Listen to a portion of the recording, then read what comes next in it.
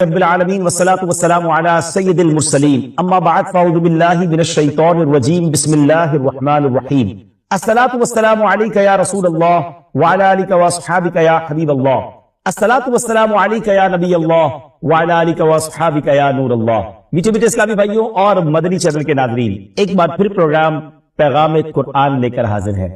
ہر ہی programme میں ایک قرآن پاک کا واقعہ اور اس سے ملنے والا سبق حاصل کرتے ہیں۔ آج ایک بڑا ہی عجیب و غریب بھی اور دردناک واقعہ بھی ہے۔ نبی پاک علیہ الصلوۃ والسلام سے ہم سب کو بے انتہا محبت ہے اور یہ ایمان کی جان ہے۔ نبی پاک سے محبت نہیں تو ایمان بھی کمپلیٹ نہیں ہوتا، اور جب نبی پاک علیہ الصلوۃ والسلام کو تکلیف پہنچے یا نبی پاک علیہ الصلوۃ والسلام کو کسی طرح کی کوئی ایذا پہنچے تو یقیناً جب امتی اس کو پڑھتا ہے، سنتا ہے تو دل پر بھی تکلیف ہوتی ہے۔ ایک ایسا ہی واقعہ جس میں ہمارے آقا علیہ الصلوۃ والسلام کو تکلیف پہنچائی گئی، نبی پاک علیہ الصلوۃ والسلام پر جادو کیا گیا۔ ناظرین، آج یہ واقعہ ہم سنیں گے اور یہ قرآنی واقعہ ہے اور اس کے ذریعے بہت ساری باتیں بھی سنیں گے۔ جادو کے بارے میں بڑے مسکنسپشن ہیں لوگوں کے ذہنوں میں، اور سمجھتے ہیں کہ جادو کا توڑ کرنے کے لیے بڑے عجیب و غریب عمل کرنے پڑیں گے، بڑے گناہوں والے کام کرنے پڑیں گے، اللہ کی ناراضگی والے کام بھی لوگ کرنے کے لیے تیار ہو جاتے ہیں، حرام اور ناجائز کام کرنے کے لیے تیار ہو جاتے ہیں اور سمجھتے ہیں کہ اس سے جادو سے بچا جا سکے گا۔ البتہ جادو کروانے کے لیے بھی لوگ بڑے ہی ناجائز اور حرام کام کرتے ہیں جو کہ جہنم میں لے جانے والے کام ہوتے ہیں۔ اللہ مجھے اور آپ کو ہمیشہ جادو ٹونے آصف سے محفوظ رکھے، ہر قسم کی بلاؤں سے محفوظ رکھے، اور آج قرآن کے ذریعے سمجھیں گے کہ جادو کا علاج کیا ہے، جادو ہو جائے تو بچا کیسے جا سکتا ہے، اور نبی پاک علیہ الصلوۃ والسلام پر جب جادو ہوا تھا، جادو کرنے کی کوشش کی گئی تھی، اس کا نتیجہ کیا نکلا۔ ناظرین، توجہ کے ساتھ آپ نے سلسلے میں شامل رہنا ہے۔ روایت یہ ہے کہ لبید بن عاصم یہودی اور اس کی بیٹیوں نے نبی پاک علیہ الصلوۃ والسلام پر جادو کر دیا، جس کا اثر پیارے آقا علیہ الصلوۃ والسلام کے جسم پر نمودار ہوا۔ طبیعت شریف جو ہے وہ کچھ ناساز ہونے لگی، آپ کے قلب، آپ کی عقل مبارک اور آپ کے اعتقادات پر کوئی اثر نہ ہوا، صحت مبارک پر تھوڑا سا اثر ہوا۔ چند روز بعد حضرت جبریل امین بارگاہ رسالت میں حاضر ہوئے اور عرض کی، یا رسول اللہ صلی اللہ تعالی علیہ وسلم، ایک یہودی نے آپ صلی اللہ تعالی علیہ وسلم پر جادو کر دیا، اور جادو کا جو سامان ہے وہ فلاں کنویں میں ایک پتھر کے نیچے دبا ہوا۔ سرور کائنات علیہ الصلوۃ والسلام نے حضرت علی مولائے کائنات شیر خدا کرم اللہ تعالی وجہ الکریم کو بھیجا، انہوں نے کنویں کا پانی نکالا اور پتھر اٹھایا تو اس کے نیچے سے کھجور کے گھابے کی تھیلی برآمد ہوئی، یعنی کھجور کے جو چھلکے ہوتے ہیں اس طرح کی تھیلی برآمد ہوئی، اور اس میں نبی پاک علیہ الصلوۃ والسلام کے منہ مبارک جو کنگھی سے ٹوٹے تھے اور کنگھی کے ٹوٹے ہوئے کچھ دندانے اور ایک ڈور یا کمان کا چلہ جس میں 11 گٹھانے لگی ہوئی تھی، اور ایک موم کا پتلا تھا جس میں 11 سوئیاں چبھی ہوئی تھی، یہ سب سامان پتھر کے نیچے سے نکلا، اور یہ مولا علی کرم اللہ تعالی وجہ الکریم یہ سارا سامان لے کر نبی پاک علیہ الصلوۃ والسلام کی بارگاہ میں آیا۔ اس کے بعد سبحان اللہ، اب اس کا توڑ کیسے آیا، اس کا علاج کیسے ہوا، اس کا حل کیا نکلا؟ جبریل امین اللہ تبارک و تعالیٰ کی بارگاہ سے سورہ فلق اور سورہ ناس لے کر حاضر ہوئی، یعنی اب جو سورہ فلق اور سورہ ناس ہے وہ نازل ہوئی، اور ان دونوں صورتوں کو ملائیں تو ناظرین اس میں 11 آیتیں ہیں، ہر ایک آیت کے پڑھنے سے ایک ایک گرہ کھلتی جاتی تھی، یہاں تک کہ سب گرہیں کھل گئیں اور پیارے آقا علیہ الصلوۃ والسلام بالکل شفا یاب۔ سبحان اللہ سبحان اللہ۔ ناظرین، اب اس واقعے سے بہت ساری باتیں میں نے اور آپ نے سیکھنی ہیں۔ پہلی بات یہ ہے کہ یہ بخاری شریف میں ہے کہ پیارے آقا علیہ الصلوۃ والسلام جب بستر شریف پر تشریف لاتے تو اپنے دونوں ہاتھوں پر دم کرتے اور اپنے سر سے پاؤں تک پورے جسم پر اپنے ہاتھوں کو پھرایا کرتے، جہاں تک دستے مبارک پہنچ سکتے یہ عمل 3 مرتبہ فرماتے، یعنی نبی پاک علیہ الصلوۃ والسلام ان دونوں صورتوں کا اپنے اوپر بھی دم کیا کرتے۔ اور ایک اور جگہ پر بھی یہ ہے، حدیث عائشہ رضی اللہ تعالی عنہا میں ہے کہ جب نبی پاک علیہ الصلوۃ والسلام کے گھر والوں میں سے کوئی بیمار ہوتا تو آپ علیہ الصلوۃ والسلام ان دونوں صورتوں کو پڑھ کر اس پر دم فرمایا کرتے، تو یہ نبی پاک کے معمول میں تھا۔ تو آج اگر ہم میں بھی کوئی بیمار ہو جائے، فیملی میں کوئی بیمار ہو جائے، اپنے آپ کو من آفتوں سے بچانا چاہتے ہیں تو اول آخر 3 بار درود پاک پڑھیں، سورہ فلق اور سورہ ناس کی تلاوت کریں، اپنے ہاتھوں پر دم کر کے اپنے جسم پر پھیر لیں، کسی مریض پر دم کر دیں، انشاءاللہ اس کی برکت ملے گی۔ یہاں ایک اور مسئلہ بھی سیکھنے کو ملے گا کہ تعویذات اور عملیات میں جس میں کوئی لفظ کفر و شرک کا نہ ہو وہ جائز ہے۔ اسی طرح گنڈے بنانا اور ان پر گرے لگا کر آیات قرآن اور اسماء الہیہ پڑھ کر پھونک مارنا بھی جائز ہے. یعنی تعویذات اگر شرک سے پاک ہیں، اگر کفریہ کلمات سے پاک ہیں تو وہ کرنے میں کوئی حرج نہیں، وظائف کرنے میں کوئی حرج نہیں. یہ قرآن و حدیث سے ثابت ہے اور آپ نے یہ سنا. ناظرین، سیکھنے کو کیا مل رہا ہے؟ خلاصہ یہ ہوا کہ سورہ فلق یعنی قل اعوذ برب الفلق اور قل اعوذ برب الناس، یہ دونوں صورتیں جن اور شیاطین، نظر بد اور آسیب اور تمام امراض، خصوصاً جادو ٹونے کا مجرب علاج ہے. ان کو لکھ کر تعویذ بنائیں، گلے میں پہنائیں اور ان کو بار بار پڑھ کر مریض پر دم کریں اور کھانے اور پانی اور دواؤں پر پڑھ کر پھونک دیں اور پھر مریض کو کھانا وغیرہ کھلائیں. انشاءاللہ عز و جل ہر مرض اور بالخصوص جادو ٹونا دفع ہو جائے گا، مریض شفا یاب ہو جائے گا. اسی طرح قرآن مجید کی دوسری تمام صورتوں کے خصوصی خواص ہیں جن کو بہت خوبصورت کتاب جنتی زیور ہے، اس میں بھی آپ پڑھ سکتے ہیں ناظرین. اسی طرح ہمیں چاہیے کہ قرآن پاک کی تلاوت کرتے رہیں. قرآن پاک کی ہر حرف میں شفا ہے، برکتیں ہیں.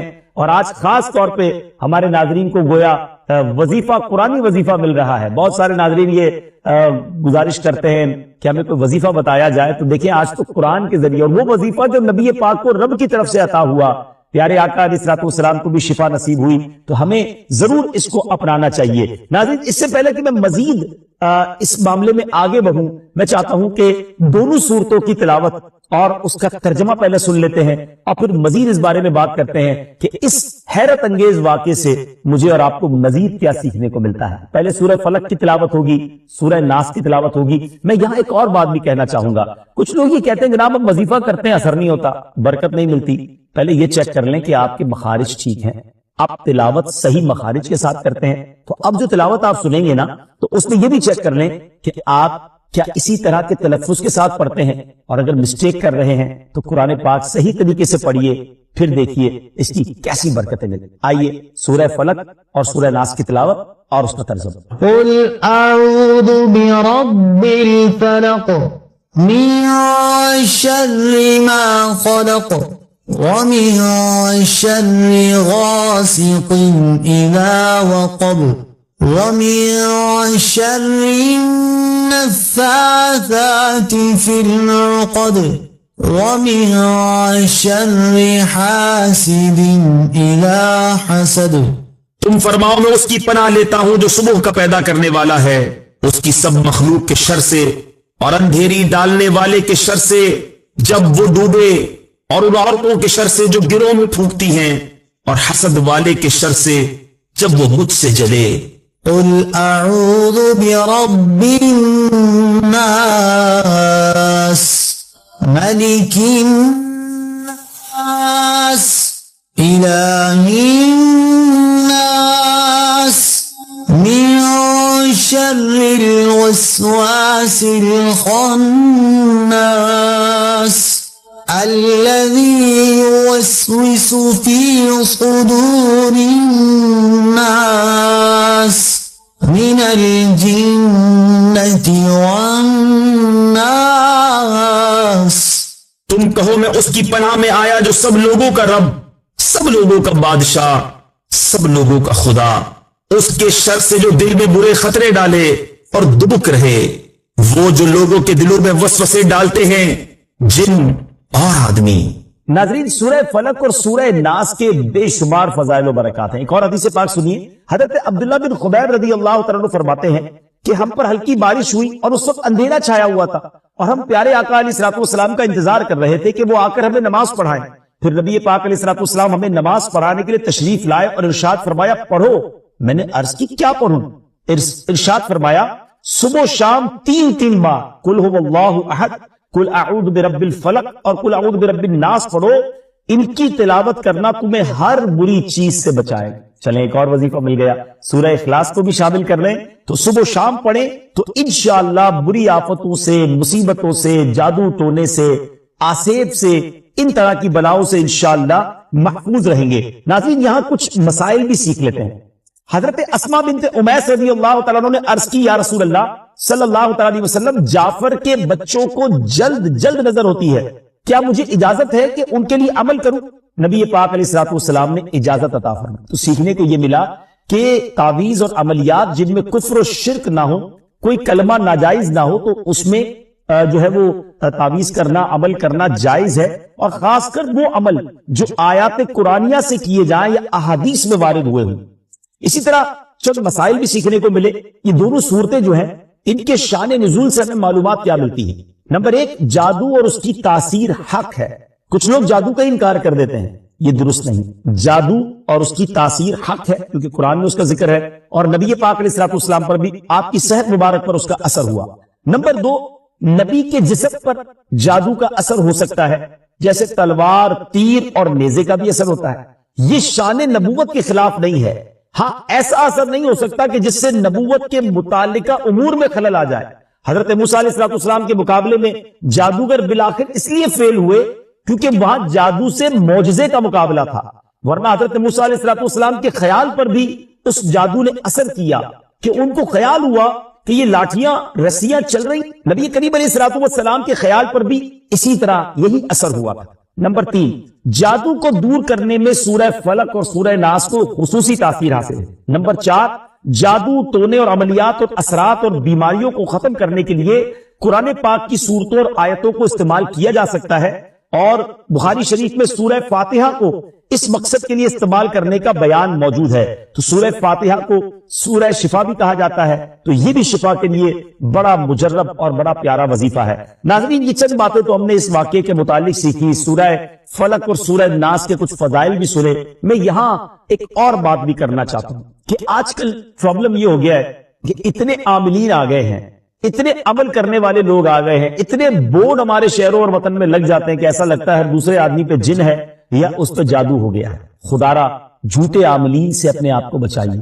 اگر جینے کی تمنا ہے تو کچھ پہچان پیدا، لوگوں کے گھر بک جاتے ہیں، لوگوں کی عزتیں پامال ہو جاتی ہیں، عجیب ماحول ہو گیا ہے۔ کچھ بد نصیب تو وہ ہیں جو کسی کو تباہ کرنے کے لیے جادو کروانے جاتے ہیں اور ہزاروں لاکھوں روپے خرچ کرتے ہیں، اور پھر بیچارے کچھ جب بیمار ہو جاتے ہیں تو اپنا بعض اوقات ڈاکٹری مسئلہ ہوتا ہے اور وہ بھی کسی عامل کے حق پہ چڑھ جاتے ہیں، اور وہ کہتا ہے جناب آپ کے گھر میں بہت برا عمل ہوا ہے، فلاں جگہ کوئی چیز دبی ہوئی ہے، اور اس کو اب سنبھالنے کے لیے، اس کو نکالنے کے لیے اتنے بکرے چاہیے، اتنے مرغے چاہیے، اتنے انڈے چاہیے، قبرستان میں یہ عمل کرنا ہوگا، اور پھر غریب آدمی اپنی چیزوں کو بیچ بیچ کر ہزاروں لاکھوں روپے دے دیتے ہیں اور خاندان کے خاندان ٹوٹ جاتے ہیں۔ ایسا نہ، پلیز ایسا نہ کریں، بلکہ میں تو ان عاملین سے بھی گزارش کروں گا کہ حلال روزی کی طرف آئیں۔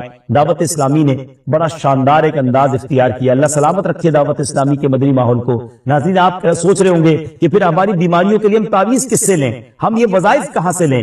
آپ کی دعوت اسلامی ہے نا، الحمدللہ دعوت اسلامی کا ایک شعبہ ہے جس کا نام ہی مکتوبات و تعویذات عطاریہ ہے۔ اس میں آپ کو بغیر کسی فیس کے، جی ہاں بغیر کسی فیس کے، لاکھوں لاکھ تعویذ ہر مہینے ناظرین یہاں سے دیے جاتے ہیں، پوسٹ بھی کیے جاتے ہیں، کوریئر بھی کیے جاتے ہیں، اس کی بھی کوئی فیس نہیں لی جاتی۔ تو یہ تعویذات آپ دعوت اسلامی کے مرکز سے رابطہ کر کے لے لیجئے۔ آن لائن تعویذات کی سروس بھی موجود ہے، حالانکہ دعوت اسلامی کا اس ڈپارٹمنٹ پر لاکھوں کروڑوں روپے خرچ ہو رہا ہے، مگر اس لیے اس کو فری رکھا ہے تاکہ امت کے لیے آسانی ہو، دکھیاری امت جو ہے ان کے مسائل حل ہو جائیں، نہ جانے کس کی دعا لگ جائے اور ہمارا بیڑا پار ہو جائے۔ ہاں، اس میں یہ ضرور میں کہوں گا کہ وہ لوگ جو یہ پروگرام دیکھ رہے ہیں اور ان کو لگتا ہے کہ میں اس شعبے کو سپورٹ کروں، دعوت اسلامی جس شعبے میں خرچ کر رہی ہے اور نہ جانے کتنے دکھیارے مسلمانوں کی دعائیں لے رہی ہے، تو اگر آپ دعوت اسلامی کے شعبہ تعویذات عطاریہ میں سپورٹ کرنا چاہتے ہیں، اپنا ڈونیشن دینا چاہتے ہیں، تو بھی ہم سے رابطہ کر لیجئے۔ لیکن پلیز ان جھوٹے عاملوں سے اپنے آپ کو بچائیے۔ اور مجھے جو ناظرین سن رہے ہیں، ہر بندے پر جادو نہیں ہوتا، ہر بندے پر جن نہیں آ جاتا، ہر بات میں وسوسہ نہ لایا کرے، وظائف پڑھ لیا کرے۔ صبح شام یہ وظیفہ ہمیں نبی پاک نے دے دیا ہے، صبح گھر سے پڑھ کر نکلے، شام گھر پر آ کر سونے سے پہلے پڑھ لے، آیت الکرسی سونے سے پہلے پڑھ لے، اللہ نے چاہا خیر آپ کا مقدر رہے گی۔ اور مزید ضرورت ہو تو دعوت اسلامی کے اس شعبے سے رابطہ کر لیں۔ میں امید کرتا ہوں کہ آج کے اس واقعے سے ہمیں یہ سیکھنے کو ملا کہ قرآنی وظائف کی کیا اہمیت ہے، اور جائز وظائف کرنے میں، تعویذات کرنے میں کوئی حرج نہیں۔ آخری بات، نبی پاک علیہ الصلوۃ والسلام کو پتہ چل گیا، جبریل امین نے بتا دیا کہ جادو کس نے کیا، مگر نبی پاک علیہ الصلوۃ والسلام نے بدلہ نہیں لی، سزا نہیں دی۔ اس لبید بن عاصم کو، اس کی جو بچیاں تھیں، جو بھی لوگ تھے جادو کرنے والے، سب کو معاف کر دیا۔ اللہ اکبر۔ انہیں پتا چل جاتا تھا کہ کس نے ظلم کیا ہے پھر بھی معاف فرماتے، اور ہم شک کی بنیاد پر بدلہ لے لیتے ہیں۔ کوئی عامل کہہ دیتا ہے تمہارے گھر میں سین نام کی کوئی عورت ہے، اس نے یہ کیا ہے، اب جتنے سین نام والے ہیں سب کے ساتھ بدگمانی شروع، جب سے سب سے لڑائی شروع، سب کے بارے میں برا سوچنا شروع۔ انسان ہی سے غلطی ہوتی، معافی کرنے والا ذہن رکھے، معاف کریں گے اللہ تعالیٰ آپ کو معاف، رحم کریں گے آپ پر رحم کیا جائے۔ اللہ مجھے اور آپ کو نبی پاک علیہ الصلوۃ والسلام کی اس مبارک سیرت سے سیکھنا نصیب فرمائے کہ اگر کسی سے غلطی ہو بھی گئی ہے، کسی نے ہمارا برا چاہا بھی ہے اور پتہ بھی چل گیا ہے، تو معاف کرنا اللہ کو بڑا مشکل ضرور ہے۔ دل چاہتا ہے میں بھی بدلہ لوں، لیکن مزہ بھی تو یہی ہے نا کہ دل چاہ بھی رہا ہے، غلط بھی کیا ہے سامنے والے نے، اور میں بدلہ لے بھی سکتا ہوں، پھر بھی اللہ کی رضا کے لیے معاف کر دیں اور اس نیت سے معاف کریں، میرے مالک میں تیرے بندے کو معاف کر رہا ہوں، تو مجھ گناہگار کو اللہ کریم ضرور کرم فرمائے۔ اور یہی اسلام کی خوبصورتی ہے۔ اللہ مجھے اور آپ کو معافی اور درگزر کا ذہن نصیب فرمائے۔ ہمارے سلسلے پیغام قرآن میں یہی کوشش کرتے ہیں کہ قرآن پاک سے کوئی میسج، کوئی پیغام آپ کی طرف بڑھایا جائے، تو آج الحمدللہ آپ کے لیے یہ پیغام تھا کہ قرآن پاک پڑھیے، اس پر عمل کیجئے، اس کو پڑھ کر اپنے اوپر دم بھی کیجئے، اور پھر کسی سے غلطی ہو جائے تو معاف نہیں۔ وقت ہوا ہے ایک اگلے سیگمنٹ کا، جس کا نام ہے تعارف قرآن۔ ناظرین، وقت ہوا ہے ہمارے بہت ہی خوبصورت سیگمنٹ تعارف قرآن کا، اور آج تعارف قرآن میں ہم قرآن پاک کی انہی دو سورتوں کی بات کریں گے جس کا ذکر ہم نے اپنے سلسلہ پیغام قرآن میں کیا، یعنی سورہ فلق اور سورہ ناس۔ سب سے پہلے بات کرتے ہیں سورہ فلق کی۔ سورہ فلق مدینہ منورہ میں نازل ہوئی، اور ایک قول یہ ہے کہ مکہ مکرمہ میں نازل ہوئی۔ پہلا قول زیادہ صحیح ہے کیونکہ اس کے شان نزول سے اسی کی تائید ہوتی ہے۔ رکوع اور آیات کی تعداد، اس صورت میں 1 رکوع اور 5 آیتیں۔ فلق نام رکھنے کی وجہ، فلق کے کئی معنی ہیں اور یہاں اس سے مراد صبح ہے، اور چونکہ اس صورت کی پہلی آیت میں لفظ موجود ہے، اس مناسبت سے اسے سورہ فلق کہتے ہیں۔ پیارے آقا علیہ الصلوۃ والسلام نے ایک بار اس سورت کے بارے میں ارشاد فرمایا، کیا تم نے نہیں دیکھا کہ آج رات مجھ پر ایسی آیتیں نازل ہوئی ہیں جن کی مثل نہیں دیکھی گئی؟ وہ آیتیں قل اعوذ برب الفلق سورت کے آخر تک اور قل اعوذ برب الناس سورت کے آخر تک ہے۔ سبحان اللہ۔ تو اس سورت کے بارے میں بڑے فضائل نبی پاک علیہ الصلوۃ والسلام نے ارشاد فرمائے۔ ایک بار حضرت عابس جوہنی رضی اللہ تعالیٰ سے روایت ہے کہ نبی پاک علیہ الصلوۃ والسلام نے ارشاد فرمایا، میں تمہیں وہ کلمات نہ بتاؤں جو شریر جنات اور نظر بد سے اللہ تعالیٰ کی پناہ طلب کرنے میں سب سے افضل ہے۔ انہوں نے عرض کی یا رسول اللہ صلی اللہ تعالیٰ علیہ وسلم کیوں نہیں، آپ ضرور بتائیے۔ ارشاد فرمایا وہ کلمات یہ دونوں صورتیں ہیں، قل اعوذ برب الفلق اور قل اعوذ برب الناس۔ سبحان اللہ۔ اب آئیے سورہ ناس کے بارے میں کچھ سن لیتے ہیں، اس کی فضیلت بھی جان لیتے ہیں۔ سورہ ناس جو ہے ناظرین، یہ قرآن پاک کی ترتیب کے لحاظ سے سب سے آخری سورت ہے۔ اس کا مقام نزول، سورہ ناس زیادہ صحیح قول کے مطابق مدنی ہے۔ اس سورت میں 1 رکوع اور 6 آیتیں ہیں۔ الناس نام رکھنے کی وجہ، عربی میں انسانوں کو الناس کہتے ہیں، اور اس سورت کی پہلی آیت میں لفظ موجود ہے، اس مناسبت سے اسے سورہ الناس کہتے ہیں یا اسے سورۃ الناس کہتے ہیں۔ سورۃ الناس کے مضامین، اس سورہ مبارکہ میں ان جنات اور انسانوں سے اللہ تعالیٰ کی پناہ مانگنے کی تعلیم دی گئی ہے جو لوگوں کے دلوں میں وسوسے ڈالتے ہیں۔ سورہ فلق کے ساتھ اس کی مناسبت کیا ہے؟ سورۃ الناس کی اپنے سے ماقبل سورت سورہ فلق کے ساتھ مناسبت یہ ہے کہ سورہ فلق میں ظاہری شر سے اللہ تعالیٰ کی پناہ مانگنے کی تعلیم دی گئی تھی، اور اس صورت میں خفیہ شر سے اللہ تعالیٰ کی پناہ مانگنے کی تعلیم دی گئی ہے۔ اللہ تعالیٰ ہمیں ہر طرح کے شر سے محفوظ فرمائے، قرآن پاک پڑھنے، سمجھنے اور اس پر عمل کرنا نصیب فرمائے۔ مدنی چینل دیکھتے رہیے، اگلے سلسلے میں ایک اور پیغام قرآن لے کر حاضر ہوں گے۔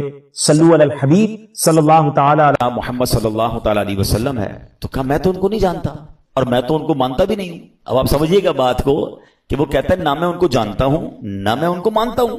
کہ نہیں، مجھے میرے نبی علیہ الصلوۃ والسلام نے آپ کے پاس بھیجا ہے، آپ ہی کے بارے میں اشارہ تھا، آپ کو سلام دینے کا بھی کہا ہے، اور آپ کے لیے ایک بات یہ بھی فرمائی کہ آپ کے لیے جو دعا مانگی گئی تھی نا وہ قبول ہو گئی ہے۔ کہتا ہے اچھا، تم اللہ کی قسم کھا کر کہہ سکتے ہو کہ تمہارے نبی نے بھیجا ہے؟ کہا میں رب کی قسم کھا کے کہتا ہوں، مجھے میرے نبی نے ہی آ کر کہا ہے۔ کہا اچھا۔ اب اس کا ہاتھ پکڑا اور اپنے گھر کے اندر لے گئی۔ چھت پر لے جانے کے بعد کہتا ہے اپنا ہاتھ دو، ہاتھ پکڑ کر کہتا ہے مجھے کلمہ پڑھا اور مسلمان کرو۔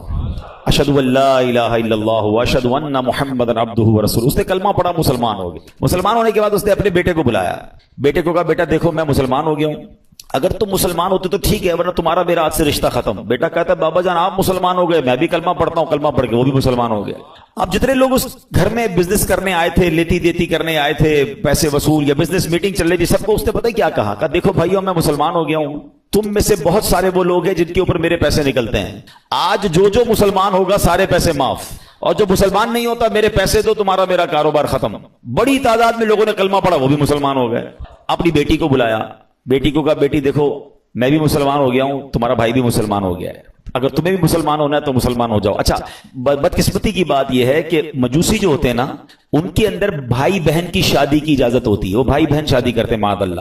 تو تھوڑے دنوں پہلے ہی انہی بھائی بہن کی شادی کی تھی اس نے، تو بہن کہتی ہے کہ بابا جان جب سے شادی بھائی کے ساتھ ہوئی میرا دل مطمئن نہیں تھا، واقعی یہ بات درست نہیں ہے کہ بھائی سے شادی ہو، میں بھی کلمہ پڑھتی ہوں، کلمہ پڑھ کر وہ بھی مسلمان ہو گئے۔ اب وہ جو بندہ پیغام لے کر کے آتا کہتا ہے رکے تو صحیح، مجھے تو بتائیں بات کیا ہے، ابھی تھوڑی دیر تو پہلے آپ کہہ رہے تھے میں ہمارے نبی کو نہیں جانتا، تمہارے نبی کو نہیں جانتا، اب سارے کلمہ پڑھی جا رہے ہیں، مجھے تو بتائیں یہ راز کیا ہے؟ وہ کہتا ہے اب میں تمہیں بتاتا ہوں بات کیا ہے۔ کہتا ہے بات یہ ہے کہ کچھ دنوں پہلے ہی اپنی بیٹی اور بیٹے کی میں نے شادی کی، بہت بڑی دعوت کی، بہت بڑا کھانا کیا، پورے شہر کے لوگ آئے، بہت دھوم دھڑکا کیا ہم نے۔ جب رات تھک ہار کے میں اپنے کمرے میں سویا تو مجھے بالکل گھر کے برابر والے گھر سے رونے کی آواز آئی۔ میں نے کان لگائے تو بچیاں تھیں اور کہہ رہی تھی امی جان یہ ہمارے پڑوسی نے ہمارے ساتھ اچھا نہیں کیا۔ ماں کہتی کیا ہوا؟ کہا امی جان اتنے اچھے اچھے کھانے بنائے، ساری رات خوشبو آتی رہی، ہمیں کھانا نہیں بھجوایا، ہم بھوکی سو گئیں، حالانکہ ہم اللہ کے آخری نبی صلی اللہ علیہ وسلم کی اولاد میں سے ہیں۔ وہ سید فیملی تھی۔ یہ کہتے ہیں مجھے نہیں پتا تھا کہ مسلمانوں کے نبی کون ہیں اور ان کا کیا مرتبہ ہے، مجھے یہ پتا چلا کہ یہ ان کے نبی کی اولاد ہے، اور میں بے قرار ہو گیا کہ سارے شہر نے کھایا، میں پڑوسیوں کو بھول گیا۔ اس نے فوراً جناب اپنے خادمین کو کہا اچھے سے کپڑے تیار کرو، کپڑے تیار کیے، کھانا پیک کیا اور فوراً ان کے گھر پہ کھانا بھجوایا۔ تھوڑی دیر بعد کہتا ہے اب میں نے پھر کان لگائے تو ماں کہتی دیکھو بیٹا پڑوسی کتنا اچھا ہے، کھانا بھی بھجوایا، کپڑے بھی بھجوائے، اب بچوں کھانا کھا لو۔ کہ ماں ہم کھانا کیسے کھائیں، ہمارا پڑوسی تو مسلمان ہی نہیں ہے۔ تو ماں کہتی بیٹا اللہ کی طرف سے رزق آیا ہے کھا لو۔ کہتی نہیں ماں جب تک نہیں کھائیں گے جب تک پڑوسی کے لیے دعا نہ کریں۔ ان سیدزادیوں نے ہاتھ اٹھائے اور دعا کرنے لگی کہ یا اللہ ہمارے پڑوسی کو ایمان کی دولت عطا فرما دے، اور آج اس نے ہماری دستگیری کی ہے، ہماری مشکل آسان کی ہے، بروز قیامت ہمارے نانا جان کی سے شفاعت نصیب فرما۔ پڑوسی کہتا ہے تم نے جب آ کر کہا نا کہ جناب رسول اللہ نے مجھے سلام بھیجا ہے اور کہا ہے دعا قبول ہو گئی ہے، تو میں سمجھ گیا ہوں کہ میرے ایمان لانے کا وقت آ گیا ہے، اب میں مسلمان بھی ہوتا ہوں۔ اور سنو یہ بھائی بہن کی جو میں نے شادی کی تھی نا میرے بیٹے اور بیٹی کی، 50% جائیداد تو میں نے ان کے نام کر دی تھی، 50% اپنے لیے رکھی تھی، اب تو ویسے ان کی شادی ختم ہو گئی، یہ میری جائیداد کا 50% میں تمہیں دیتا ہوں، جاؤ تو اپنے بال بچوں پہ خرچ کرو۔ وہ بندہ جو ایک دن پہلے جس کے بچے بھوکے سو رہے ہیں وہ اربوں پتی ہو جاتا ہے، وہ پورے جائیداد کا 50% لے کر گھر آتا ہے۔ اب اس واقعے کو لکھنے کے بعد میرے پیارے اسلامی بھائیوں علماء نے بہت خوبصورت باتیں اس پہ ارشاد فرمائی۔ اب ذرا اس ایک واقعے کو اگر سمجھیں کہ مشکل ہو، پریشانی ہو، تکلیف ہو، دنیا والوں سے نہ مانگیں۔ ایک یہ بھی بڑا پرابلم ہو گیا ہے کہ آج تھوڑا سا پرابلم ہو تو دوسروں سے مدد مانگنے نکل پڑتے ہیں۔ خودداری یہ ہے کہ میری پرابلم میں جانوں، میرا رب جانے، کسی کا احسان کیوں اٹھائیں، کسی کو حالات کیوں بتائیں، تم ہی سے مانگیں گے تم ہی دو گے، تمہارے در سے ہی لو لگی ہے۔ ہم نے دیکھا ہے جو ایک بار ہاتھ پھیلاتا ہے نا پھر اس کا ہاتھ پھیلا ہی رہتا ہے۔ اللہ سے ہمیشہ دعا کرنا اے اللہ ہمیں صرف دینے والا ہاتھ عطا فرما، کبھی مانگنے والا ہاتھ نہ عطا فرما۔ مشکل آتی ہے انسان پر، کوشش کرے کہ کسی کی مدد نہ لینی پڑے۔ اللہ اور اس کے رسول اپنے معاملات کم کر دیں، اپنے خرچے کم کریں، اپنے معاملات کو جتنا ہو سکے منیمائز کر دیں، تو کسی سے مدد نہ مانگیں۔ اور یہی اسلام کو مطلوب ہے کہ بندہ خودداری کے ساتھ چلے۔ اور پھر سبحان اللہ درود پاک کیسا وظیفہ ہے کہ پھر غیب سے مدد ہوتی ہے جب بندہ اللہ اور اس کے رسول کی طرف توجہ کرتا ہے نا۔ شاعر کہتے ہیں نا ہر درد کی دوا ہے، ہر درد کی دوا ہے صلی علی محمد، تعویذ ہر بلا ہے صلی علی محمد صلی اللہ علیہ وسلم۔ تو ہمیں درود پاک کثرت سے پڑھنا ہے۔ اور ادھر امیر آدمی کے ساتھ کیا ہوا کہ آل رسول کی خدمت، سید زادگان کی خدمت کی تو اللہ نے اسے ایمان کی دولت عطا فرما دی۔ تو یہ بھی اپنی زندگی کا ایک حصہ بنائیں۔ میں مشورہ دوں گا میرے پیر و مرشد امیر اہل سنت فاؤنڈر آف دعوت اسلامی مولانا محمد الیاس اتار قادری صاحب بڑی پیاری توجہ دلاتے ہیں۔ آپ فرماتے ہیں جس نبی کے در کا صدقہ ہم کھاتے ہیں نا ان کی آل کی خدمت کیا کرو، وہاں سے اور عطا کیا جائے گا۔ تو ہمیں کیا کرنا چاہیے، اپنی انکم کا پاسبل ہو نا تو 1%، 2% جتنی اللہ نے آپ کو توفیق دی ہے وہ فقط سید صاحبان کے لیے الگ رکھ لیں، اپنے آفس میں ایک اکاؤنٹ کھولیں کہ جناب میری جتنی انکم ہوگی میں اتنا پرسنٹ جو ہے وہ آل رسول کی خدمت کروں. آپ یہ کر کے دیکھیں, آپ حیران ہو جائیں گے آپ کی روزی پہ کتنی برکت آنا شروع ہو جاتی ہے. میں آپ کو اس کو لاجیکلی سمجھاتا ہوں. کوئی آپ کا دوست ہو, آپ کے گھر پہ آئے, آپ کے بچوں کو تحفہ دے اور بار بار آپ کے بچوں کو گفٹ بھجواتا رہے, آپ کے بچوں کے لیے خیر خواہی کا اظہار کرے, آپ کے بچوں کا خیال رکھے, آپ کو کیسا لگتا ہے کہ یار یہ میرے بچوں سے کتنا پیار کرتا ہے؟ بچے تو پیار کرتے ہی کریں گے آپ کے اس دوست سے, آپ کو بھی پیار ہو جائے گا. مجھے بتائیں نا, کوئی امتی جب نبی پاک کے بچوں سے پیار کرے گا, آقا کی آل کی خدمت کرے گا, تو نبی پاک کو کتنا پیارا لگے گا وہ ہے. پھر وہاں سے ایک نگاہ رحمت ہونی ہے نا. سارے بگڑے کام سفر جانے ہیں. بریلی کے تاجدار اعلیٰ حضرت یہی تو سمجھاتے ہیں کہ تیری نسل پاک میں ہے بچہ بچہ نور کا, تیری نسل پاک میں ہے بچہ بچہ نور کا, تو ہے عین نور, تیرا سب گھرانہ نور کا. سرکار کی آل کی خدمت یہ بہت بڑی سعادت ہے. کوئی ایک فیملی ڈھونڈ لیں, کوئی ایک خاندان ڈھونڈ لیں اور بس اس کو باندھ لیں کہ بھئی اب میں نے اس کی خدمت کرنی ہے. یہ سمجھ لیں آپ اس کی خدمت نہیں کر رہے, یہ آپ اس کو پیش کر رہے ہیں اور اس کی برکتیں آپ کو ملنا شروع ہو جائیں گی. دیکھیں سید صاحبان کا ایک مسئلہ بھی سمجھ لیں. آج کے دور میں پرابلم یہ, لوگ پہلے تو زکات پوری نہیں نکالتے, زکات کے علاوہ پیسے ویسے نہیں دیتے. اب سیدوں کو زکات ویسے نہیں لگتی, وہ تو مال کا میل ہے نا, میل دو گے کیا مال کا سرکار کی آل کو؟ تو اب وہاں دینا تو صاف پیسہ چاہیے تھا, لوگ صاف پیسہ خرچ ہی نہیں کرتے. تو سید صاحبان کہاں جائیں گے؟ جو غریب سید صاحبان ہیں وہ کدھر جائیں گے؟ ہمیں یہ خیال رکھنا ہوگا کہ جیسے میرے بچے ہیں نا, یہ میرے آقا علیہ الصلوۃ والسلام کی اولاد ہے, یہ ان کی نسل میں سے ہیں, تو جس طرح اپنے بچوں کا خیال رکھتے ہو ایسے کوئی ایک فیملی, کوئی ایک بچے جو ہے, کچھ بچے سید فیملی کے اپنے ذمے لے لیں اور پھر آپ دیکھیں انشاءاللہ. اور آپ غور کریں گے نا, آپ کو آس پاس ہی مل جائیں گے, بس ایسا نہیں ملیں گے. آپ تھوڑا سا غور کریں گے, ہو سکتا ہے آپ کے ملازمین میں سے کوئی ہوں گے, آپ کے آس پاس پڑوسیوں میں سے کوئی سید فیملی نکل آئے گی. تو یہ خدمت کریں اور پھر دیکھیں کہ اس کی برکتیں کیسے نصیب ہوتی ہیں. اللہ پاک ہم سب کو آل رسول کا خدمتگار بنا دے. وہ پڑھتے ہو نا شجرے میں شعر, دو جہاں میں خادم آل رسول کر دو, جہاں میں خادم آل رسول اللہ کر, حضرت آل رسول مقتدا کے.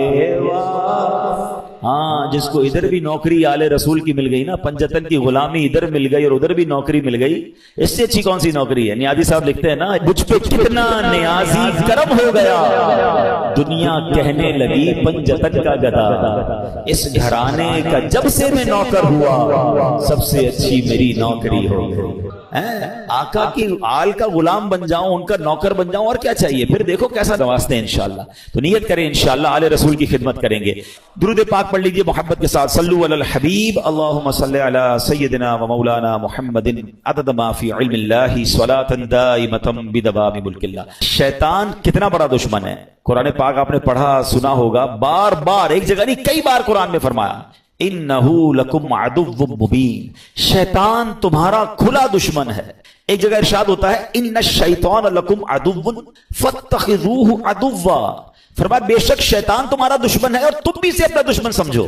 پرابلم یہ کہ قرآن بار بار یہ سمجھا رہا ہے کہ تمہیں اس سے دشمنی رکھنی ہے, دوستی نہیں کر لینی, اس کے وار سمجھنے ہیں. دیکھیں دنیا کا دستور سمجھیے گا, جب تک اینیمی کی چالیں نہیں پتا ہوں گی نا, اینیمی کے اٹیکس پتا نہیں ہوں گے کہ کہاں کہاں سے حملہ کرتا ہے. کئی ملکوں کی فوجیں ڈیزائن ہی اس طرح ہوتی ہے کہ اینیمی کے پاس کون سا ویپن ہے, دشمن فوج کے پاس ویپن, ہمارے پاس بھی اس کا توڑ ہونا چاہیے. اس کے پاس ایئر کرافٹ کیسے, ویسے ہی ہمارے پاس, جیسے راکٹ ویسا ہمارے پاس نیوی جیسی. بندہ یہی تو سوچ کے پلان کرتا ہے کہ دشمن کدھر سے اٹیک کر سکتا ہے. تو شیطان کو تو اللہ قرآن میں فرما رہا ہے تمہارا دشمن, اور تم بھی اسے دشمن سمجھو.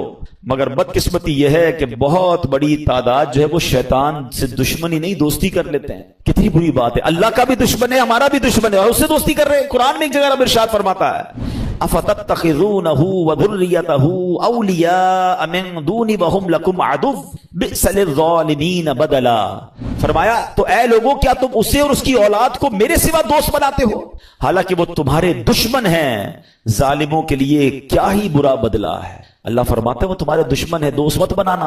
اور یہ اتنا خطرناک دشمن ہے, اتنا مکار دشمن ہے, اس کے ایسے ایسے وار ہیں آپ حیران ہو جائیں گے. شیطان کبھی ادھر سے حملہ کرتا ہے, کبھی ادھر سے. اچھا پرابلم یہ کہ ایک تو شیطان کو پہلے سیویئر دشمن سمجھنا شروع کر دیں. مثال کے طور پہ آپ کو کوئی یہ کہہ دے کہ یار ایک بندہ ہے, اس نے پلان کیا ہے کہ آپ کو مار دے گا, آپ بتائیں کہ آپ سکون سے سو جائیں گے؟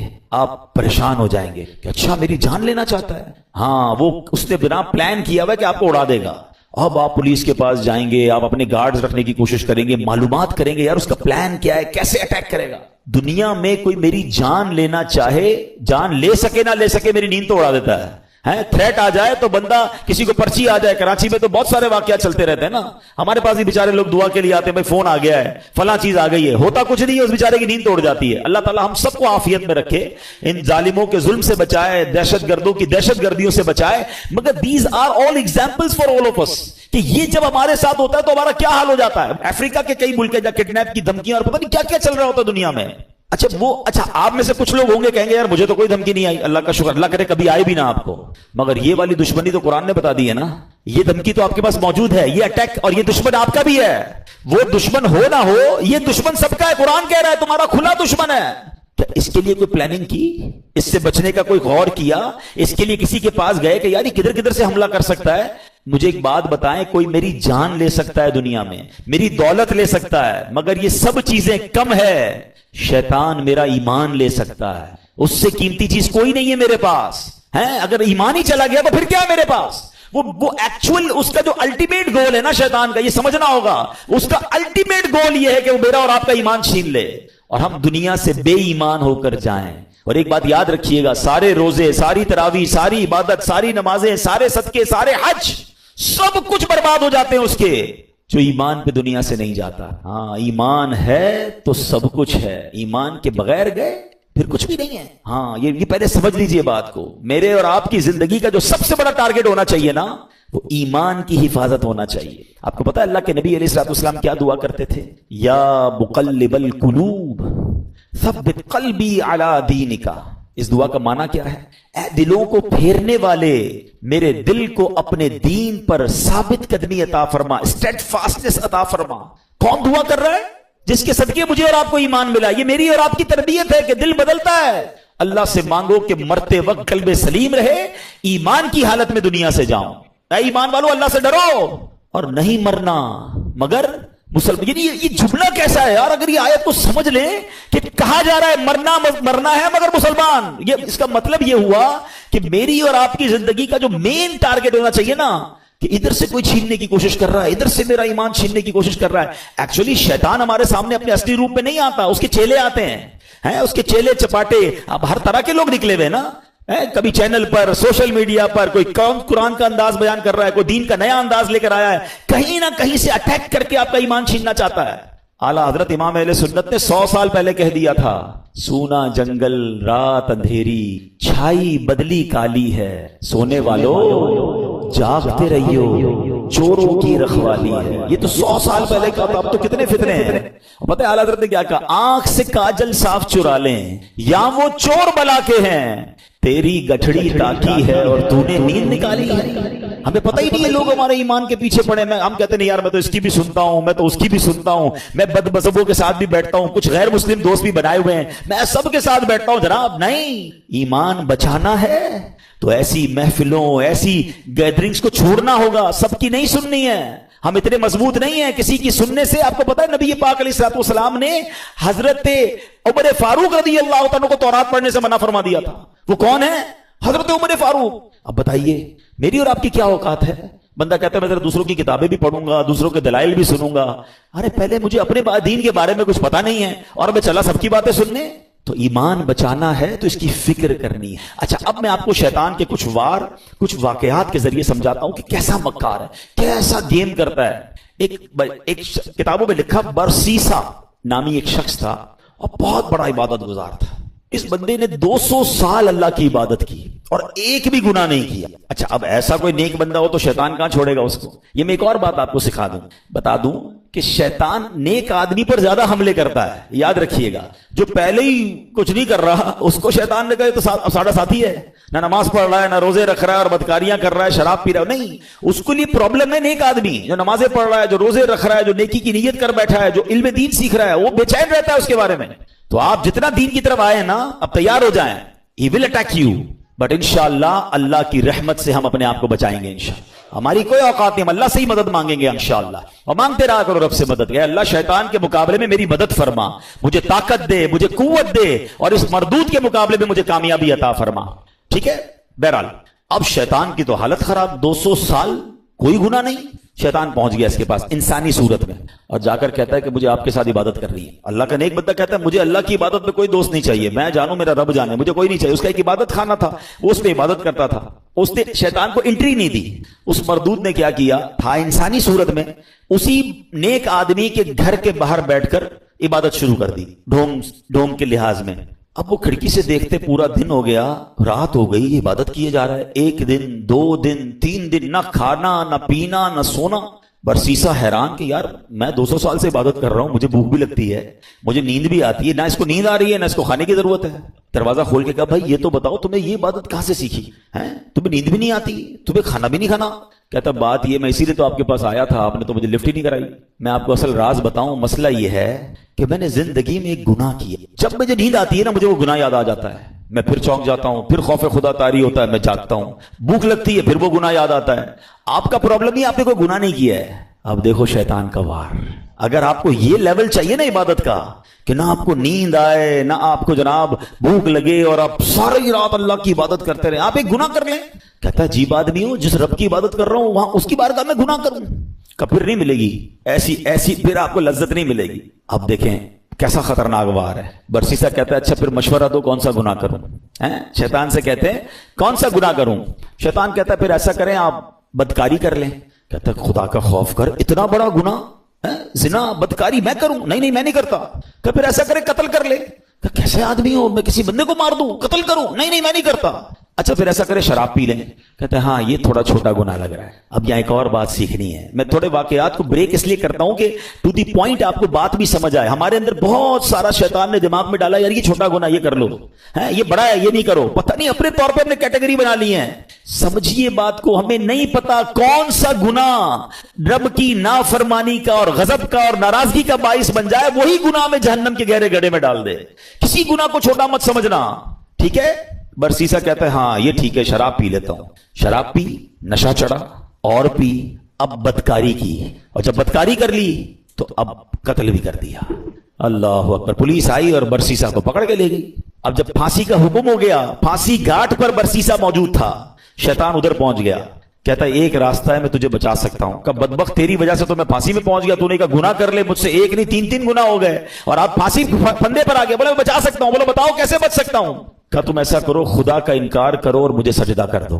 برسیسا کی بدبختی دیکھیں, اس نے شیطان کو سجدہ کیا, خدا کا انکار کیا, اور اسی وقت پھانسی پر اس کو لٹکا دیا گیا. کفر کی موت وہ مر گیا. یہ ہے شیطان. ہم اس کی باتوں میں آ جاتے ہیں, ہمیں لگتا ہے نہیں یار میں بڑا پکا ہوں, 1-2 گناہ ہی تو کیے, تھوڑی سی تو پرابلمز ہیں, تھوڑی سی غلط جگہوں پہ جا رہا ہوں, نماز بھی تو پڑھتا ہوں. کوئی یوں ہی لے جاتا ہے, وہ ایک ایک کر کے سٹیپ بائی سٹیپ ہم پہ اٹیک کرتا ہے. ایک حدیث پاک یاد رکھیے گا, یہ جو نوجوان اور ہم سب اس میں مبتلا ہے. بدقسمت ہم سب نے کچھ نہ کچھ گناہ پالے ہوئے ہیں. نیکیاں بھی کر رہے ہیں, گناہ بھی کر رہے ہیں. کچھ عادتیں گندی ہیں جو دل میں لگی ہوئی ہیں, وہ نہیں چھوٹتی نہیں ہیں. میں آپ کو پرابلم بتاؤں کیا ہے, پہلے حدیث سن لے پھر آپ کو پرابلم سمجھاتا ہوں. حدیث پاک کا خلاصہ ہے, جب بندہ ایک گناہ کرتا ہے نا اس کے دل پر ایک سیاہ نقطہ لگا دیا جاتا ہے. دوسرا کرتا ہے تو دوسرا نقطہ ہو جاتا ہے, تیسرا کرتا ہے تیسرا ہو جاتا ہے. ایک وقت آتا ہے کہ اس کا پورا دل ہی سیاہ ہو جاتا ہے. اب اس پر ہدایت کی کوئی بات اثر نہیں کرتی ہے. اب پرابلم پتہ ہے کیا ہے, ہم میں سے کئی ایسے ہیں نمازیں بھی پڑھ رہے ہیں, بعضوں کا تلاوت بھی کر رہے ہیں, روزے بھی رکھ رہے ہیں, مگر حرام کام بھی ساتھ کر رہے ہیں. کوئی بدنگاہی کر رہا ہے, کوئی بری دوستیاں لگائے بیٹھا ہے, معاذ اللہ کوئی اور غلط کام کر رہا ہے. ہم یہ دونوں چیزوں کو ساتھ لے کے چل رہے ہیں. ایک بات یاد رکھیے گا, دل ہے نا یہ پیالے کی مانند ہے. اس پیالے میں آپ گندگی بھی ڈال رہے ہیں اور دودھ بھی ڈال رہے ہیں. دودھ کا کیا حال ہو رہا ہوگا. کسی پیالے میں شربت میں آپ پیشاب بھی ڈالیں, تھوڑا سا گوبر بھی ڈالیں اور پھر روح افزا بھی ڈال دیں, شربت بھی ڈال دیں, تو کیا بنے گا, اس کا بیڑا غرق ہی ہو جائے گا نا. یہ جو مجھے اور آپ کو سجدوں کی لذت نہیں مل رہی نا, مجھے اور آپ کو جو عبادت کا نور نہیں مل رہا, میری آنکھوں سے جو آنسو نہیں بہ رہے, مجھے دعا کا جو لطف نہیں آ رہا, اس کی بڑی وجہ یہ ہے ہم نماز تو پڑھ رہے ہیں مگر گناہ نہیں چھوڑ رہے. جس دن آپ نے گناہ چھوڑے, اس پیالے کو صاف کیا, اس دل کو کلین کیا, آپ کو ہر سجدہ انشاءاللہ برکت عطا فرمائے گا. آپ دعا کرو گے آپ کے آنسو بہیں گے, آپ درود پڑھو گے آپ مدینے کی یاد میں کھو جاؤ گے, کیونکہ عبادت کا نور ملنا شروع ہو جائے گا. ہم دونوں چیزوں کو ساتھ لے کر چل رہے ہیں, ظلمت اور نور ساتھ نہیں چلتے. پہلے دل کو ان گندگیوں سے پاک کریں, پھر دیکھیں آپ کو عبادت کا نور کیسے ملتا ہے. तैयार हो जाओ, शैतान के वारों में नहीं आना। मैं कौन कौन सा आपको वाकया सुनाऊं, एक और वाकया सुनिएगा, यकीन करें डर लगता है ऐसी बातें सुनकर। पहले तो ये जो हमें ना पहले बेखौफ नहीं होना है, अल्लाह की खुफिया तदबीर से डरते रहे। हमने रोजे रखे, नमाजें पढ़ी, तरावी पढ़ी, कईयों ने कुरान पढ़े, कईयों ने ज़कातें दी। भाई अब तो जनाब कमाल हो गया, भाई बहुत इबादत कर ली, अब तो जन्नत ही अपना पक्का ठिकाना है, इंशाअल्लाह अल्लाह की रहमत से जन्नत में जाएंगे। मगर अल्लाह के खौफ से बेखौफ नहीं होना है, ईमान की हिफाजत की फिक्र करनी है। सैयदी आला हजरत इमाम अहले सुन्नत फरमाते हैं कि उलमा फरमाते हैं जिसको सल्ब ईमान का खौफ ना हो, ईमान के छिन जाने का खौफ ना हो, नज़ा के वक्त उसका ईमान छिन जाने का शदीद खतरा है। पता है शैतान मरते वक्त, यानी इतना मरदूद कहूं कि मरते वक्त भी वो रिश्तेदारों की शक्ल में आता है। जब इंसान की नज़ा का वक्त आता है, आखिरी वक्त, शैतान आ जाता है उसके किसी पुराने रिश्तेदार की शक्ल में, माँ की, वालिद की, किसी रिश्तेदार की शक्ल में, कि बेटा मरने के बाद पता चला इस्लाम तो ठीक मजहब नहीं है, बेटा तू इस्लाम छोड़ दे, ताकि आखिरी वक्त भी ट्राई करता है कि इसका ईमान छीन। अब बताएं हम उससे दोस्ती करेंगे जो मेरा ईमान छीनना चाहता है, या उसके लिए कॉन्शियस हो जाएंगे, तैयार हो जाएंगे कि इसकी बातें नहीं माननी है। हजरत इमाम अबू मोहम्मद फरमाते हैं 3 बड़े इबादत गुजार शख्स थे, हज के लिए रवाना हुए। रास्ते में एक गैर मुस्लिमों की बस्ती में कयाम किया। ये बुरी सोहबतों की आपको एक नहुसत भी बताता हूं। बंदा पता नहीं कभी कहां रहता है, कभी किन के साथ रहता है, सोचता भी नहीं है। गैर मुस्लिमों की बस्ती में रहे। अब उस तीनों में से एक बंदे की एक औरत पे नजर पड़ी, एक लड़की पे नजर पड़ी, बड़ी खूबसूरत थी। इसका इस पे दिल आ गया, साथियों से कहता तुम जाओ हज पर, मैं जरा पीछे आता हूं। किसी बहाने से खुद रुक गया, वो साथी रवाना हो गए। ये पहुंच गया उसके वालिद के पास कि मुझे तुम्हारी बेटी से शादी करनी है। कहा मेरी बेटी का महर तुम अदा नहीं कर सकोगे, बहुत हैवी है, बहुत महंगा है। कहा बताओ तो सही क्या है। कहा महर यह है कि तुम इस्लाम छोड़ दो और गैर मुस्लिम हो जाओ। सारी जिंदगी जिसकी इबादत में गुजरी, शैतान ने ऐसा हमला किया, औरत का एक ऐसा जाल फेंका उसके दिल पर कि उस शख्स ने इस्लाम को छोड़ा और गैर मजहब इख्तियार कर लिया। हज पे जा रहा था, सफर कौन सा था, हज का। सोचिए शैतान कब कहां कैसे हमला कर सकता है, आप सोच नहीं सकते। मेरी जबान नहीं उठ रही है मगर इशारे में बता देता हूं, तवाफ के दौरान क्या कुछ होता है। ऐसी ऐसी बातें सामने आई है कि जबान भी नहीं उठती कि यार उधर भी। लेकिन शैतान, हम समझते काबे के सामने कुछ नहीं हो सकता। आप अपने घर में सोच रहे हो मैं महफूज हूं, काबे के सामने बहकाता है वो, उधर गलत काम हो जाते हैं, चोरी पकड़ते हुए नहीं पकड़े जाते हरम के अंदर है। सोचिए शैतान से कोई महफूज नहीं है, अपने आप को सिक्योर मत समझो। इसकी फिक्र करनी है, दुआएं मांगनी है, इसका इलाज करना है और अपने आप को इन बुरी सोबतों से बचाना है। अब क्या हुआ, गैर मुस्लिम हो गया। थोड़े अरसे के बाद इस बंदे का उसी मजहब पे विसाल हो गया, यानी कुफर पर ही मर गया। वो जो दोस्त थे ना हज पर गए थे, कुछ अरसे बाद उस बस्ती में आए, गए यार पूछे तो सही दोस्त किधर है। किसी ने बताया उसने तो मजहब भी बदल लिया और उसी मजहब पर, कुफर पर उसकी मौत भी हो गई। कहा यार कब्र ही बता दो। कब्र पे गए तो उस कब्र के किनारे एक औरत 2 बच्चों के साथ बैठी रो रही। औरत से पूछा तुम कौन हो? कहा मैं इसकी बीवी हूं जिसकी वजह से इसने मेरा मजहब इख्तियार किया। दोस्त रोने लगे और उस औरत को बताया कि पता ही हमारा दोस्त कैसा था, कितनी इबादत करता था, कितने रोजे रखता था, बहुत अल्लाह का नेक बंदा था। और देखो उस बेचारे का, उसके साथ हुआ क्या कि ईमान ही चला गया। औरत ने जब ये सुना कि मेरा शौहर इतना नेक था, उसके दिल में इस्लाम की मोहब्बत आई, वो औरत कलमा पढ़कर मुसलमान हो गई। हाय हाय हाय, इस वाक़े को लिखकर जो उलमा ने बातें लिखी है ना, रोंगटे खड़े हो जाते कि ये है अल्लाह की खुफिया तदबीर। वो जिस औरत के लिए गैर मुस्लिम हुआ, वो गैर मुस्लिम की मौत मरा और उसके मरने के बाद अल्लाह ने इस औरत को ईमान की दौलत अता फरमा दी। ये अल्लाह पाक के फैसले हैं। अल्लाह की खुफिया तदबीर से डरो, अपने ईमान की फिक्र करनी है, शैतान के वारों से बचने का जहन बनाना है। अल्लाह करे आज के इस बयान में हम ये समझ जाएं और प्रिपेयर हो जाएं कि रमजान के बाद हमें उस मरदूद की बात नहीं माननी है। एक बुजुर्ग के बारे में आता है, बड़ा कमाल का उन्होंने सवाल किया। एक बार नेक आदमी की शैतान से मुलाकात हो गई। उन्होंने शैतान से कहा कि ए इब्लीस बता मैं तेरे जैसा कैसे बन सकता हूं। Very strange question. इब्लीस कहता है पूरी दुनिया में आज तक कभी मुझसे किसी ने ऐसा सवाल नहीं किया, मेरे जैसा कौन बनना चाहता है। कहा बस तू बता दे तेरे जैसा बनने का तरीका क्या है। इब्लीस तो खुश हो गया, चलो एक दूसरा पार्टनर मिला, भाई कोई तो है जो मेरे जैसा बनना चाहता है। कहा बहुत आसान है मेरे जैसा बनना, आप 2 काम कर लें कि आप नमाजों में सुस्ती करें और झूठी हो या सच्ची बस ज्यादा कसमें खाया करें। और नेक शख्स पता क्या कहता है, मैं अल्लाह ताला से वादा करता हूं जिंदगी में आइंदा कभी ये 2 काम नहीं करूंगा। शैतान कहता है आपने धोखा दिया मुझसे मेरा राज ले लिया। मैं भी वादा करता हूं कि आइंदा कभी किसी को नसीहत वाली बात नहीं बताऊंगा। मगर what we get from that incident, ये 2 बातें बड़ी खतरनाक हैं, नमाजों में सुस्ती और ये बात बात पर कसमें खाना। कुछ लोगों का तो तकिया कलाम है, अल्लाह की कसम, रसूल की कसम। अरे भाई तुमसे कसमें किसने बोला है? हर बात में कसम खानी है, सौदा बेचना है तो कसम, क्यों कसमें खानी है? प्लीज قسموں کی عادت ختم کریں. یہ سودا بک تو جاتا ہے قسمیں کھا کے, برکت اڑ جاتی ہے, لیکن پہلی بات زیادہ سیویئر ہے نا, نمازوں میں سستی. ہم زبان سے نہیں کہتے مگر ہم زبان حال سے پریکٹیکلی کیا میسج دے رہے ہوتے ہیں کہ اے شیطان جب تک تو بند تھا نا تب تک ہم اللہ کے بندے تھے, تب تک مسجدوں میں جاتے رہے, اب جب تیری باری ختم اب تو چھوٹ کے آئے گا تو ہم اب تیری بات مانیں گے. کیا اس بار بھی ایسا پیغام دو گے؟ نیت کر لیں انشاءاللہ کچھ بھی ہو جائے اس بار مسجد چھوڑ کے نہیں جائیں گے انشاءاللہ, نمازوں کی پابندی کریں گے.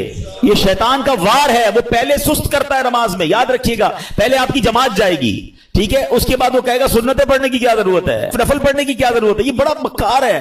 آپ دیکھیے پتہ ہے شیطان کے پلاننگ کیا ہوتی ہے, اتنا مکار ہے کہ نمازی کو یہ نہیں بولے گا نماز چھوڑ دے, پتہ یہ پکا ہے بھائی نمازی کہ جماعت چھوڑ دینا یار کوئی بات نہیں, گھر میں بھی تو ہو ہی جاتی ہے. پہلے جماعت چھوڑوائے گا, مسجد سے دور کر دیا, اب کہے گا یار اتنی بڑی نماز پڑھنے کی کیا ضرورت ہے, نفل تو چھوڑ دے, ڈائریکٹ نفل چھوٹیں گے. پھر کہے گا سنتیں چھوڑ دے, سنتیں چھوٹیں گی, اور آخر میں آپ کا فرض بھی چلا جائے. یہ آپ کے میرے حصار ہیں, یہ عبادتوں کے حصار ہیں, یہ آپ سمجھیے گا. آپ کے گھر میں باؤنڈری ہوتی ہے نا, میری نماز کا حصار کیا ہے, میرے فرض کا حصار ہے واجب. یہ سمجھ لیں باؤنڈری ہے. واجب کے بعد ایک باؤنڈری ہے سنت کی, اس کے بعد ایک باؤنڈری ہے نفل کی. اگر میں نے نفل پکڑ کے رکھے نا میرے سنت نہیں جائے گی, اگر سنت پکڑ کے رکھے تو واجب نہیں جائے گا, واجب پکڑ کے رکھے تو فرض نہیں جائے گا, اور یہ سب چھوڑتا گیا تو ایک ایک کر کے وہ سب لے جائے گا. اچھا یہ ایک اور اس کی مکاری بتاؤں. پہلے تو پلان کرتا ہے کہ کسی نیک آدمی سے کوئی بڑا گناہ کرا دے, شراب پلا دے, بدکاری کروا دے, قتل کروا دے. جب یہ دیکھتا ہے نا یار یہ تو کچھ کر ہی نہیں رہا ہے, میری مان ہی نہیں رہا ہے, تھکتا نہیں ہے. یاد رکھیے گا اتنا خطرناک اینیمی ہے, اس کو نیند نہیں آتی, ہمیں نیند آتی ہے. ہم اس کو دیکھ نہیں سکتے, وہ ہمیں دیکھ رہا ہے. بلکہ روایتوں میں آیا یہ ہمارے بلڈ میں, ہماری رگوں کے اندر چل رہا ہوتا ہے. اتنا خطرناک دشمن ہے, اور ہم سوئے ہوئے ہیں, ہمیں فکر ہی کوئی نہیں ہے. ایک نعرہ لگاتے ہیں شیطان کے خلاف جنگ جاری رہے گی, صرف نعرہ لگاتے ہیں, کمبل اوڑھ کے سو جاتے ہیں. او بھائی تیار بھی تو کرو اپنے آپ کو کہ کیسے جنگ لڑو گے, ٹھیک ہے. اب جب یہ دیکھتا ہے نا کہ یار یہ نیک نمازی آدمی ہے, نہ شراب پی رہا ہے, نہ بدکاری کر رہا ہے, نہ قتل کر رہا ہے, نہ کسی کو ظلم کر رہا ہے, اب کیا کروں, تھکتا نہیں ہے. اب اس کو کہتا ہے عبادت میں اس کی عبادت کم کروا دوں, گناہ نہیں کروا پا رہا نا, اس کے درود کم کروا دوں, اس کی تلاوت کم کروا دوں, اس کی جماعت چھڑوا دوں. اچھا اب دیکھتا ہے یہ بھی نہیں کر پا رہا. اب یہ شیطان کا ایک ایسا آلہ آ گیا ہے کہ جس کے گھر میں ٹی وی نہیں تھا, جس کے گھر میں کبھی فلم VCR نہیں آیا تھا. یار ہم کئی ایسے لوگوں کو جانتے ہیں جنہوں نے کبھی زندگی میں فلمیں نہیں دیکھی تھی, مگر یہ ایک ایسا آلہ آ گیا کہ ایک بٹن دباؤ تو پتہ نہیں دوسری دنیا میں بندہ پہنچ جاتا. اب نیک نمازی آدمی سے بھی اس کے ذریعے گناہ کرواتا ہے. میرے ہی پیسے لگے, میں ہی انٹرنیٹ کا بل بھر رہا ہوں, میں نے ہی لاکھوں روپے کا موبائل لیا اور مجھے ہی جہنم میں لے جا رہا ہے. کیا بے وقوفی ہے یار, سوچئے. یہ شیطان کے وار ہیں, یہ ساری روحانیت منٹوں میں برباد ہو جاتی ہے جب آپ اپنی آنکھیں حرام دیکھتی ہیں. اچھا پھر ایک اور کیا کرتا ہے کام, دیکھیں میں آپ کو کچھ شیطان کی چالیں بتا رہا ہوں. ایک اور پھر پتہ کیا کرتا ہے کہ اگر آپ کسی نیکی میں بہت ساری نیکی کر ہی رہے ہیں, صدقہ بھی دے رہے ہیں, زکوٰۃ بھی دے رہے ہیں, خیرات بھی دے رہے ہیں, اب اس کا ایک اور وار یہ کہ یار نیکی تو کر لی اس نے, اب یہ کہتا ہے اس کی نیکی برباد کرواؤ. اب نیکی برباد کیسے ہو سکتی ہے بھائی, میں نے کر تو لی, نماز بھی پڑھ لی, روزہ بھی رکھ لیا, صدقہ بھی دے دیا, رسید بھی آ گئی, فطرہ بھی دے دیا. نہیں جناب, he have some weapons to destroy your all good deeds. اب کیسے, اب وہ بندے کو کہتا ہے اس کو لوگوں کو بتا. اب ریاکاری شروع کرے گا, ہیں میں ذرا لوگوں کو بتاؤں بھائی میں نے تو بڑی رات کو 5,000 روپے خرچہ کیا, میں نے مہنگا والا فطرہ دیا ہے, میں جناب تہجد بھی پڑھتا ہوں, میں تو جناب قرآن 3 بار ختم کیا ہے. اب لوگوں کو بتانا شروع کریں گے. سمجھیے یہ بات, یہ شیطان کا بڑا خطرناک وار ہے. آج کسی سے ملاقات کرے نا, آئی صاحب کیسے ہیں, طبیعت ٹھیک ہے, بس اللہ کا بہت کرم ہے جناب, 2010 میں حج پہ گیا تھا تو 2015 سے 5 بار عمرہ کر چکا ہوں الحمدللہ. ہمارے گھر کے برابر میں جو مسجد ہے اس کی چھت بھی ہم نے ڈلوائی تھی, بس افطاری کا سامان بھی اپنے گھر سے ہی جاتا ہے. 5-7 منٹ میں حاجی صاحب نے 15 سال پرانی نیکیاں ساری گنوا دی. کیوں بھائی, میں نے تو طبیعت پوچھی تھی آپ سے, یہ کب پوچھا تھا کہ اپنی ذرا بیلنس شیٹ دیجیے. اچھا ایک اور عجیب بات ہے, آپ کو 15 سال پرانا حج یاد ہے, کل جھوٹ بولا تھا وہ یاد ہے, آپ نے اللہ کی راہ میں 1 لاکھ روپے چندہ دیا وہ یاد ہے, 5 لاکھ روپے حرام کے کمائے وہ یاد ہیں. یہ سوچئے, یعنی ہم گناہ کر کے بھول ہی جا رہے ہیں اور نیکیاں بار بار ریمائنڈ ہو رہی ہیں, بار بار ریکال ہو رہی ہے. یہ شیطان کا وار ہے. یاد رکھیے گا, بزرگان دین کے یہ اقوال ملتے ہیں کہ اپنے گناہ یاد رکھنا اور نیکیاں بھول جانا یہ اللہ کی عبادت ہے. اور ہمارا سرکل ہی الٹا ہے, ہمیں گناہ تو یاد ہی نہیں ہے. یقین کریں 1 ہفتہ پرانا گناہ یاد نہیں ہوگا آپ کو اور مجھے, لیکن 25 سال پرانی بچپن کی نیکی بھی یاد ہوگی. کیوں؟ یہ شیطان کا وار ہم سمجھ نہیں پا رہے. یہ ہمارے ساتھ گیم کرتا ہے کہ نیکی کر لی نا, پہلے تو کوشش کی نہ کریں, اب کر لی تو چھپانے نہیں دیتا, اور پھر بار بار پہلے تو کہتے تھے نیکی کر دریا میں ڈال, اب نیکی کر فیس بک پہ ڈال, और जनाब अब तो एक राशन का बोरा देते हैं, 5 आदमी सेल्फी खिंचवा रहे हैं, उस गरीब का भी मजाक उड़ा रहे हो यार। क्यों? अल्लाह की राह में दे रहे हो, लोगों को दिखाने के लिए दे रहे हो। ये हम बहुत बड़ा लॉस करते हैं अपना, करोड़ों रुपए बांटकर भी सवाब ना मिले। आप सोचिए, इसको इस तरह समझिए कि एक बंदा कयामत के दिन जाए और उसको पता हो कि यार इतने रोजे, इतने हज, इतनी ज़कातें देकर आया हूं, और उसको कहा जाए कि जाओ हमारे पास तुम्हारे लिए आज कुछ भी नहीं है, उन लोगों से मांगो जिनके लिए दिखाने के लिए किया था। इससे बड़ी मायूसी होगी? कयामत के दिन कोई और तरीका होगा वो नेकियां रीगेन करने का? नहीं, ये नल एंड वॉइड हो जाती है नेकियां। ये शैतान का बहुत खतरनाक वार है जो लोग नहीं समझ रहे। लेकिन नहीं जनाब, हमें तो दुनिया को, अच्छा सिर्फ खर्चे की बात नहीं है, हर इबादत है। तवाफ करने तो वहां से लाइव आ रहे हैं, वहां से सेल्फियां बन रही, काबे को पीट करके दुआएं करके दिखा रहे हैं, गुंबद खजरा को पीट करके लोगों, क्यों ये सब हो रहा है? आप सोचिए, वो तकद्दुसुल मुकामात को हम पामाल कर रहे हैं, हर हाथ में मोबाइल है, औरतें तवाफ कर रही हैं, आप दुनिया को दिखाने के लिए औरतों की वीडियो दुनिया को भेज रहे हैं। मक्का पाक में एक नेकी 1 लाख नेकी के बराबर है हुदूद हरम के अंदर, मगर एक गुना 1 लाख गुना के बराबर है। अच्छा, लोगों को यह भी अकल नहीं है कि अपने घर वालों को कहते हैं मैं तुम्हें काबा दिखा रहा हूं। अरे घर वालों की तो वीडियो बंद कर दो, आपकी घर की औरत दुनिया पीछे तवाफ करते हुए उसको देख रही है, वो किस हालत में बिस्तर पर बैठी सोई। अच्छा, घर का कोई फर्द बैठा है, क्यों? मतलब इतना भी सेंस नहीं है यार। मतलब आप सोचे तो सही कि वो मकाम क्या ये वीडियो बनाने का है? वहां तो गुनाह याद आते, वहां आंसू बहते। मुजरिम किसी बादशाह के दरबार में जाए और ये नियत लेके जाए कि मैं गुनाहगार हूं, पकड़ा ना जाऊं, माफी मिल जाए। अरे वहां तो ये कैफियत होनी चाहिए, मैं माफी मांगने आया हूं, मैं बख्शवाने आया हूं, मेरे हाथ पे बेड़ियां हैं और मैं छुड़वाने आया हूं। इस कैफियत में तवाफ करो यार, इस कैफियत में मदीने जाएं कि मुजरिम हूं जहां भर का, महशर में भरम रखना, रुसवाए जमाना हूं दामन में छुपा लेना। ये कैफियत होनी चाहिए ना। चला हूं एक मुजरिम की तरह मैं जानिबे तैबा, नजर शर्मिंदा शर्मिंदा, बदन लर्जीदा लर्जीदा। मगर क्या करें, इस दिल का तसल्ली नहीं होती यार, जब तक लोगों को पता ना चले कि मां बदौलत हर साल रमजान में उम्रा करते हैं, 27वीं को फला जगह पे था तो 29वीं को फला जगह पर था। तो यार सोचिए ये क्या कर रहा है, ये शैतान के वार समझिए। पहले ही थोड़ी नेकियां हैं हमारे पास, वो भी लोगों को दिखा के क्या बर्बाद कर देंगे। थोड़े दिनों पहले हमने एक और टॉपिक डिस्कस किया था कि शैतान हमसे एक और क्या मिस्टेक करवाता है, हमें गीबत करवाता है। और गीबत नेकियों को कैसे खा जाती है?